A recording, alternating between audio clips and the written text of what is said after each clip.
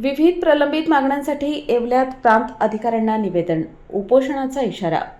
येवला तालुक्यातील ग्रामीण भागातील ज्वलंत व प्रलंबित जनसमस्यांसंदर्भात राष्ट्रवादी युवक आघाडीच्या वतीने प्रांत अधिकारी बाबासाहेब गाडवे यांना 2 महत्त्वपूर्ण निवेदने सादर करण्यात आली। मागण्या मान्य न झाल्यास तीव्र आंदोलनाचा इशारा पक्षाच्या वतीने देण्यात आला आहे। पहिल्या निवेदनात ग्रामीण भागात सायंकाळी व रात्रीच्या वेळी महावितरणकडून केली जाणारी इमर्जन्सी लोड शेडिंग तात्काळ बंद करण्याची मागणी केली आहे। सध्या शेतशिवारात जंगली श्वापदांचा वावर वाढल्याने रात्रीच्या वेळी पिकांना पाणी देणाऱ्या शेतकऱ्यांच्या व जनावरांच्या सुरक्षेचा प्रश्न ऐरणीवर आला आहे। दुसऱ्या निवेदनात मौजे देवगाव येथील गावठाणासाठी मंजूर असलेले 24 तास 3 फेज वीज फीडर तातडीने कार्यान्वित करण्याची मागणी केली आहे। तांदुळवाडी उपकेंद्रातून हे फीडर मंजूर असूनही देवगाव मार्गील 3 वर्षांपासून वंचित आहे। येत्या 13 ऑगस्ट 2026 पूर्वी हे फीडर सुरू न झाल्यास 14 ऑगस्ट पासून प्रांत कार्यालयासमोर तीव्र आमरण उपोषण छेडण्याचा इशारा देण्यात आला आहे। निवेदन प्रसंगी जिल्हाध्यक्ष ॲडव्होकेट शाहूराजे शिंदे यांच्या मार्गदर्शनाखाली तालुकाध्यक्ष किरण ठाकरे, शहराध्यक्ष योगेश सोनवणे, प्रतापराव पाचपुते, संजय सालमुठे, वैभव कोटाडे, सुनील गव्हाणे आदींसह कार्यकर्ते व ग्रामस्थ मोठ्या संख्येने उपस्थित होते।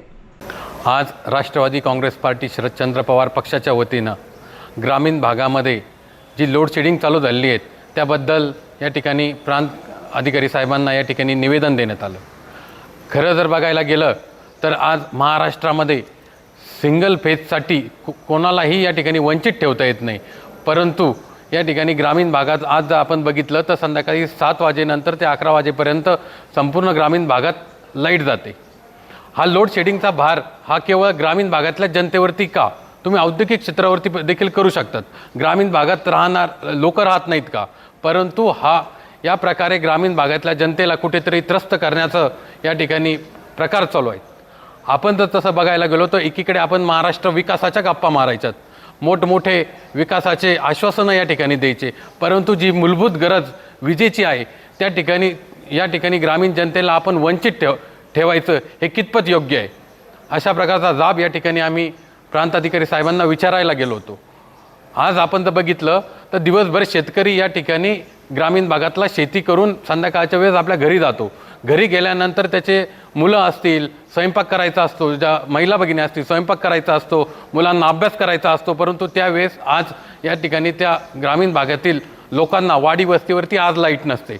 आज पावसाचे दिवस चालू आहेत, या ठिकाणी बिबट्याचं प्रमाण देखील मोठ्या प्रमाणात वाढलेलं आहे, साप असतील, बिबट्या असतील, यापासून देखील धोका निर्माण झालेला आहे। अशा परिस्थितीमध्ये ग्रामीण भागामध्ये जे काही लोड शेडिंग सरकारने या ठिकाणी चालू केलेलं आहे ते कुठेतरी बंद व्हावं आणि कमीत कमी जर आपल्याकडे वीज उपलब्ध होत नसेल तर कमीत कमी सिंगल फेज तरी आपण लाईट त्या ठिकाणी ठेवली पाहिजे, अशी विनंती या ठिकाणी आम्ही प्रांत साहेबांना केली।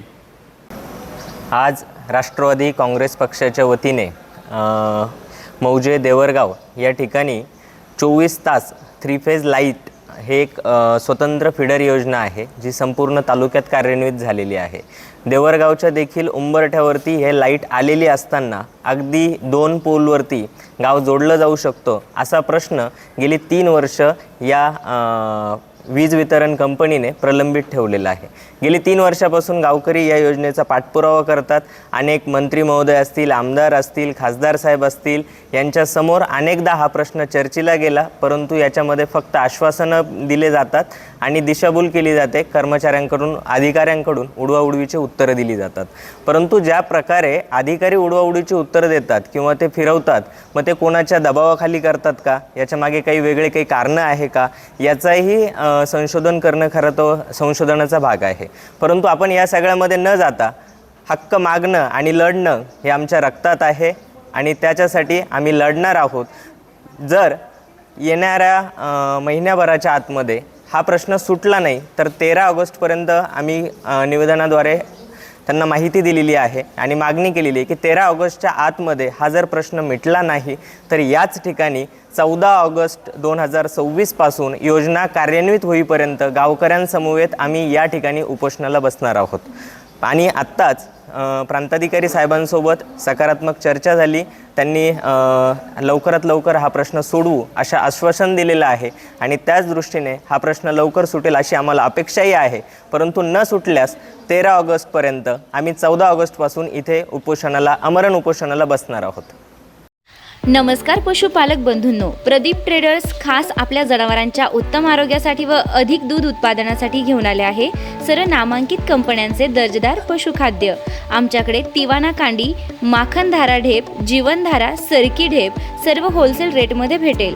तर मग वाट कसली बघता, आजच खाली दिलेल्या नंबरवर संपर्क साधा आणि आपली ऑर्डर आजच बुक करा आणि मिळवा भरघोस discount.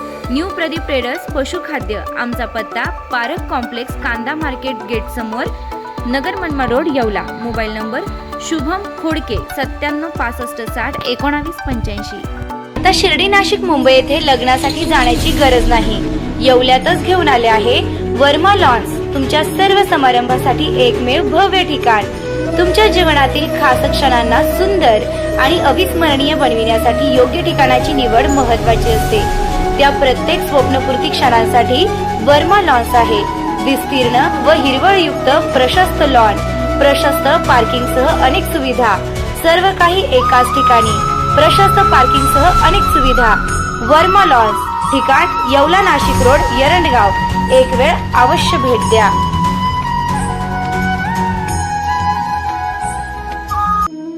Restaurant Verma palace, Yeola Kopargaon रोडचं आकर्षण. Restaurant Verma palace. Luxury rooms, multi cuisine restaurant आणि भव्य banquet hall, AC rooms, terrace garden आणि स्वादिष्ट जेवण. एकदा भेट द्या. आपल्या अपेक्षापेक्षा जास्त सेवा मिळेल. ठिकाण येवला कोपरगाव रोड, उपजिल्हा रुग्णालय शेजारी, येवला. Restaurant Verma palace.